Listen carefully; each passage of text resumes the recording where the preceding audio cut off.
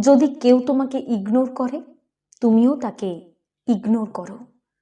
যে দরজায় তুমি একবার অবহেলা পেয়েছো, দ্বিতীয়বার সেই দরজার সামনে গিয়ে দাঁড়াবে না। যে মানুষটা তোমাকে গুরুত্ব দেয় না, তুমি তার জন্য অপেক্ষা করা বন্ধ করে দাও।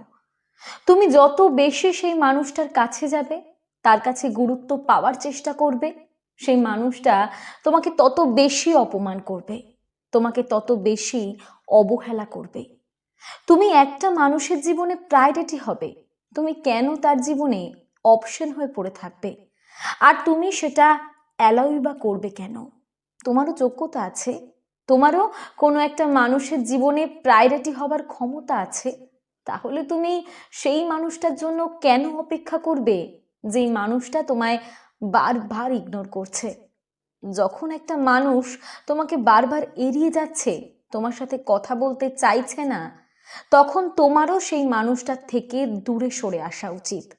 নিজেকে সেই মানুষটার জীবন থেকে এতটা দূরে সরিয়ে নাও যেন সেই মানুষটা তোমাকে অবহেলা না করতে পারে, তোমাকে অপমানও না করতে পারে।